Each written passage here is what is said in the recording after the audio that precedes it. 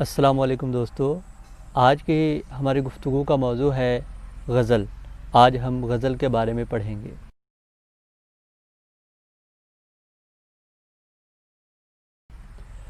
غزل کا لغوی مطلب ہوتا ہے عورتوں سے باتیں کرنا یا عورتوں کے متعلق باتیں کرنا۔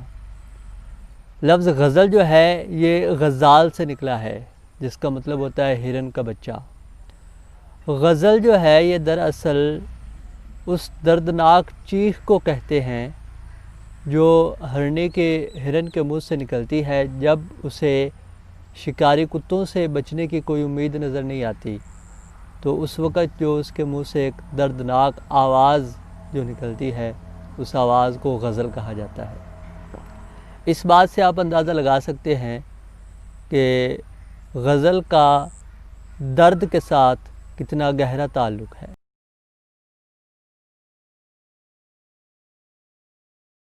غزل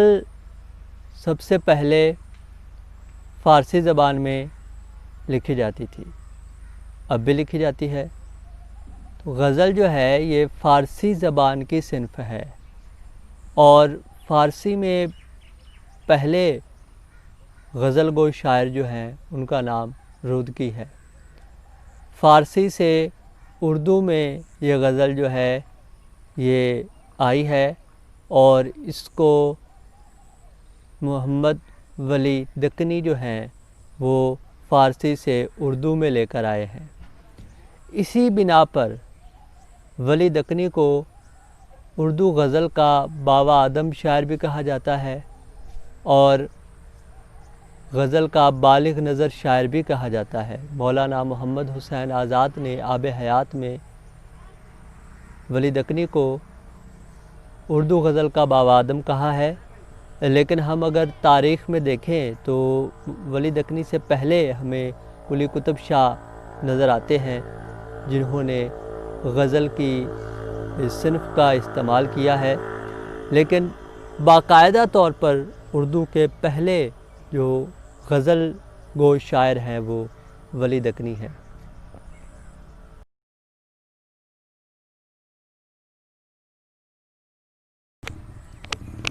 حیت کے اعتبار سے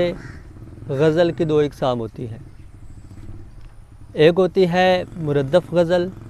اور ایک ہوتی ہے غیر مردف غزل۔ مردف غزل اس غزل کو کہتے ہیں جس میں ردیف کا استعمال ہوتا ہے، اور غیر مردف غزل اس غزل کو کہتے ہیں جس میں ردیف استعمال نہیں ہوتی۔ اس کے علاوہ موضوع کے اعتبار سے بھی غزل کی دو اقسام ہوتی ہیں۔ ایک غزل وہ ہوتی ہے جس کے ہر شعر کا الگ الگ موضوع ہوتا ہے۔ عموماً یہی سمجھا جاتا ہے کہ غزل کا مطلب ہی یہی ہے کہ اس کے جو اشعار ہیں، اس کے اندر جو اشعار آ رہے ہوتے ہیں غزل میں، وہ ہر شعر جو ہے اس کا الگ ایک کانسیپٹ ہو، الگ ایک موضوع ہو، ہر شعر کا الگ موضوع ہوتا ہے، تو غزل تو اسے کہتے ہیں۔ تو ایک تو یہ قسم ہو گئی غزل کی۔ غزل کی دوسری قسم جو ہوتی ہے جس کو ہم غزل مسلسل کہتے ہیں یا مسلسل غزل کہتے ہیں، یہ وہ غزل ہوتی ہے جو ایک ہی موضوع پہ لکھی جاتی ہے، جس کا موضوع جو ہے وہ ایک ہی ہوتا ہے۔ چونکہ اس میں موضوع جو ہے وہ حسن اور عشق کا ہوتا ہے، اور غزل کے جو موضوعات میں سے ابتدائی اور بنیادی موضوع جو ہے وہ حسن اور عشق کا موضوع ہے، تو اس بنا پر اسے غزل کا نام دیا جاتا ہے، اور اس میں ایک ہی تھاٹ جو ہے وہ بیان کیا جاتا ہے۔ جیسے کہ مرزا غالب کی بہت سی غزلیں ایسی ہیں جو مسلسل غزل کے پیرائے میں آتی ہیں، جو انہوں نے جس میں حسن اور عشق کا بیان کیا ہے، تو ایک ہی موضوع کو لے کر وہ چلے، تو اس بنا پر اسے مسلسل غزل کہا جاتا ہے۔ تو اگر تو ایک ہی موضوع آ رہا ہو یا ایک ہی موضوع پر مختلف اشعار آ رہے ہوں تو اسے ہم مسلسل غزل کہتے ہیں، اور اگر تو ہر شعر کا الگ الگ موضوع ہو تو وہ غزل کہلاتی ہے۔ تو اس طرح موضوع کے لحاظ سے غزل کی دو اقسام ہو گئی، مسلسل غزل اور غزل، اور حیت کے اعتبار سے بھی غزل کی دو اقسام ہو گئی، مردف غزل اور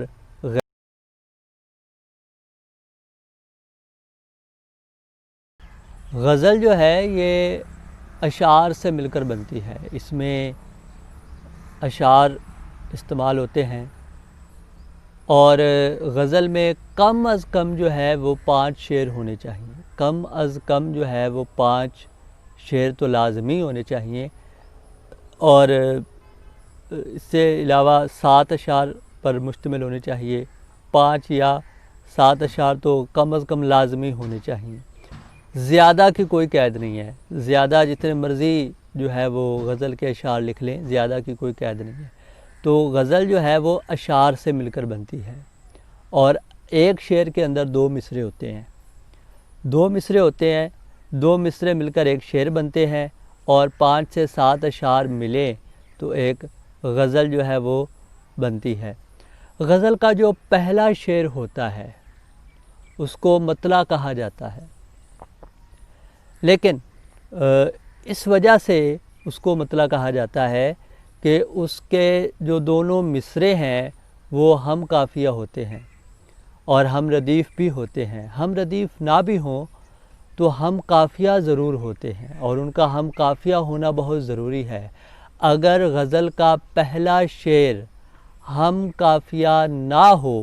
تو اس کو غزل کا مطلع نہیں کہا جائے گا، اس کو غزل کا پہلا شعر تو ضرور کہیں گے لیکن غزل کا مطلع نہیں کہیں گے۔ غزل کا مطلع اس صورت میں کہا جائے گا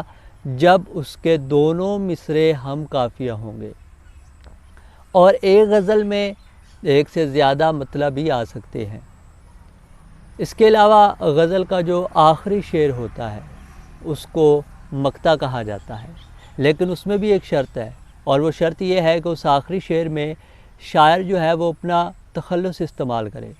تخلص جو ہے یہ شاعر کا ایک قلمی نام ہوتا ہے، جیسے مرزا غالب نے ان کا تخلص اسد بھی رہا ہے ایک زمانے میں، اور غالب ان کا تخلص تھا۔ ناصر کاظمی اپنے غزل کے آخری شعر میں ناصر لکھا کرتے تھے، وقت اچھا بھی آئے گا ناصر، غم نہ کر زندگی پڑی ہے ابھی، تو ناصر ان کا تخلص تھا۔ تو یہ اسی طرح علامہ اقبال کا اقبال تخلص تھا، اور بھی بہت سے شاعر ہیں جو تخلص استعمال کرتے ہیں۔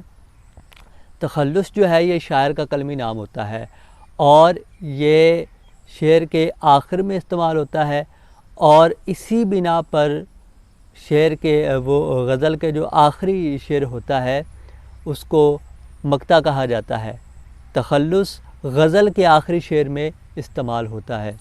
اور اسی بنا پر غزل کے اس آخری شعر کو مقطع کہا جاتا ہے۔ اگر غزل کا آخری شعر ہو اور اس میں مقطع استعمال وہ اس میں تخلص استعمال نہ کیا گیا ہو تو اسے مقطع نہیں کہا جائے گا، وہ غزل کا آخری شعر تو ہوگا لیکن مقطع نہیں کہلائے گا۔